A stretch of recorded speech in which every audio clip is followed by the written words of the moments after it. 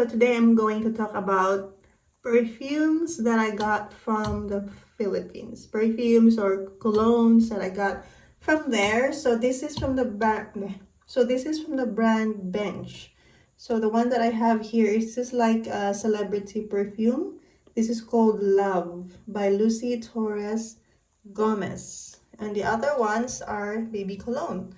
Bench Bambino. So I have two variants here. Actually, there's three, but unfortunately, I was not able to find the pink one. It's out of stock, so I just got this. But I think this is the most popular one, the blue one. So what made me curious is, although this is made towards marketed for kids or babies, there are adults that actually enjoy using this. So we're gonna try. Let's see how that smells. So, since this one is from Philippines, so I feel like Filipino lang ang makarelate ng perfume na ito. Actually, Bench is also available in other countries. I think mostly Asian, but I'm not sure if they also have this perfume. So, I'm just gonna speak Tagalog. So, this is, tingnan mo yung packaging niya. Ang ganda, di ba?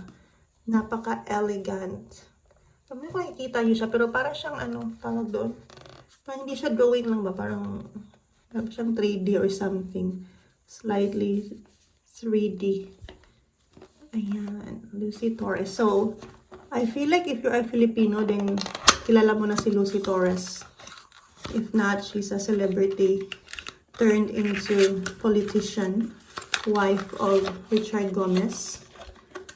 Sikat na aktor ng Pilipinas. So, there. Actually, there is another variant of this. I forgot kung ano, but I only got Love. So I think this is the newest one that she have. So there, that's the bottle. Super cute. And this is 50 ml. So I think 50 ml lang yata available. I don't think they have 100 ml. So there, it's like a pink, gradient pink. And manipis. Super cute niya. Ay, nasira yung kuko. Oh my gosh. When I opened the box, oh my god. So back to the perfume. So when I finally got this, I got excited to try it on. I feel like I already have an idea how this smells like. And I was right. It is very mild. Pang everyday siya talaga. Napaka-inoffensive ng scent. Maganda to siya pang office, yung mga ganon. Pang everyday, pang school. Napaka-light lang niya. Actually, I already sprayed this one on my wrist. I'm gonna the opening. So, parang siyang floral, sweet floral scent. I don't have the notes, but the way I smell it is more of like a sweet floral scent. There's a rose on the packaging, so I was expecting that it's gonna be a rosy scent, but for my nose, I don't smell any rose. It's more of like sweet floral siya. It's very familiar. Parang I have smelled this one in a lot of fragrances. So opening is a bit citrusy, but it's not overwhelming like most fragrances. Like opening is usually strong, but this one it's not. It reminds me a bit of like the body shop fragrances. Yung mga ganong type, mga clean scent, clean fruity, or a little bit of floral. Habang tumatagal, parang lumalabas na yung may pagkaano niya. Bit rosy. Yung English British rose ng Body Shop. A little bit. Pero hindi naman like replica na exactly the same. Yung pagka-rosy scent doon. A little bit na pareho sila. Medyo. Parang ma-imagine mo si Lucy talaga. Bagay talaga ang perfume na to sa kanya. Parang pag sinuot mo to pang siya, classy. Simple na classy. Na malinis yung amoy niya.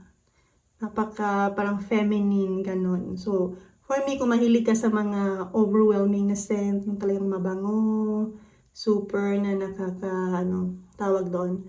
Yung nagsa-stand out ka, hindi siya yung tipong ganon na scent. Hindi rin siya sweet na yung talagang matamis. Hindi. Sweet siya, pero parang sweet floral, fruity, ganon. Hindi rin siya pang teenager na fruity, hindi. Like I said, parang napaka-elegant. Feminine, mature in a good way na gano'n na scent. So, it becomes sweeter in the long run. Parang mas nagugustuhan ko siya habang tumatagal. Kasi at first first impression ko, hindi ko siya masyadong gusto, to be honest. Mahilig naman ako sa mga light, yung mga pang everyday na perfume, pero yung ganitong scent, hindi ko siya masyadong bet. Marami ako. May mga ganito akong perfume na na-declutter ko na. But I understand kung marami makakagusto na to. Kasi very likable yung scent niya. Like I said, very safe siya to wear. I don't see anyone na mag-hate o ayaw nito.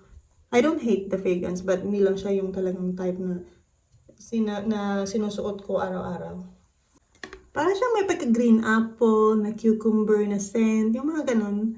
Hindi ko gusto yung mga ganyan. Parang may perfume na ganun yung amoy. Parang, ba yun?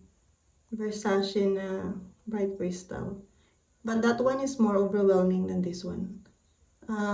Parang yung DKNY ng Be-Delicious. But this one is more softer. Yung mga ganung tipo, parang ano siya. Ganun, parang siyang apple na may cucumber, yung ganung scent, di ko masyadong gusto.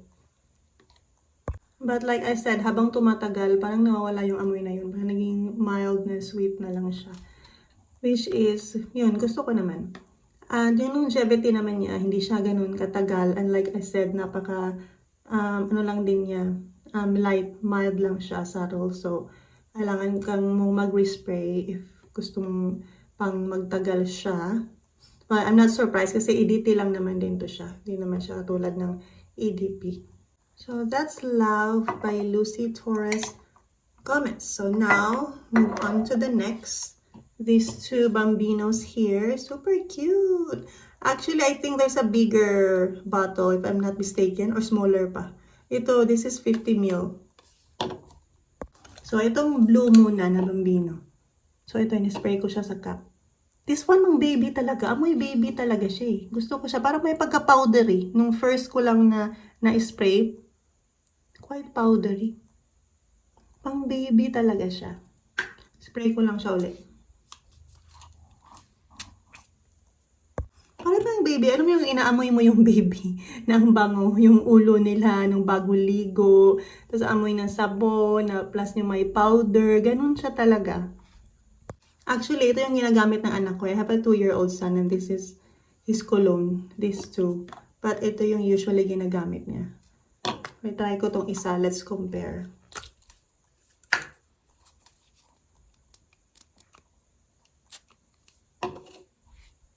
This one, medyo strong. Parang mas ma-imagine ko mga adult na gumagamit na to. Ito super baby talaga eh. Pero wala namang problema kung mag-adult na gusto mo namang mag-smell baby. Wala namang pakialamanan kung yun yung trip mo. Pero ito, medyo parang strong to siya. This reminds me of baby cologne. Nung high school ako, elementary, di ba, yung di pa uso yung mga perfume, may mga Johnson's baby cologne, meron pa yung isa eh. I forgot. Meron yung mga nasa bote rin, hindi siya spray, yun yung marami akong naamoy na katulad nito nung high school ako. Oh my gosh, ang bango. Actually, ang bango. Feeling ko ito. Mas bet kong gamitin to. Pero may pagka-unisex siya. Hindi siya yung girly na amoy. Feeling ko pwede siya lalaki. Yun talaga, baby cologne talaga siya. Ito, may pagka-powdery siya. Powdery, yung parang infant talaga yung amoy. Yung amoyin mo yung ulo ng baby. Ayun, ganun siya. Ito naman, parang, batang malaki ng bata. Parang mga 10 years old, 12 years old, kahit nga high school eh. Ito. After a few minutes, nag-iba siya. Parang sabon. Parang naman siyang sabon. It reminds me of parang siyang tender care na sabon. Oh, it's so clean. Clean smelling. Parang sabon. Parang bagong ligo. Tender care eh. Parang siyang tender care na sabon. Gusto ko siya. Ito. Actually, silang dalawa, pero parang mas bet nang gamitin to. Reminds me of my childhood. Ito. Kasi parang, ang opening niya, parang lang yung mga cologne na ginagamit nung high school. Yung medyo social ka, bench. Yung hindi ka masyadong afford yung bench. Yung mga nasa tindahan ng mga baby cologne, yun. Parang siyang kaamoy nito. Tapos, later on, nagiging, soapy siya. Parang tender care, ganun. Gusto ko siya.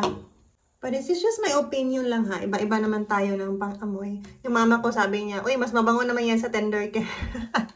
Pero yun talaga, soapy talaga siya for me, this one. Kung hindi man tender care, yung Yung citrusy na sabon, yung may zesty lemon, yung gano'n. Parang siyang gano'n. Pero actually, para din siyang cologne ng mga teenage na lalaki. Like I said, diba, unisex to. Parang unisex yung amoy niya. Meron nga siya, parang may amoy nga siya nga bench eh. Teka lang. Ito, para siyang may pagkaganito. B2O, o ito, spray ng asawa ko to, kaya para familiar. Although, ito lang, para siyang, parang ito yung baby niya. Ito yung lighter version nito. Para silang may pagka, pareho. Oh, para siyang lighter na version nito, pang baby. Ito yung sa daddy, ito yung sa baby.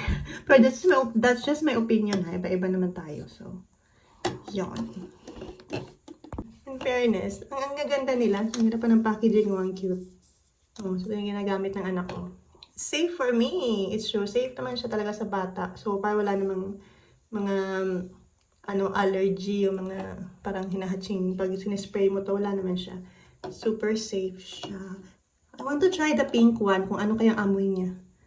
So, that's it for today's video, guys. So, meron pa pala, itong Tupperware. I'm sure familiar kayo sa Tupperware. But Tupperware, they're just not selling mga Tupperware, mga container, container, di ba? Tupperware is the brand.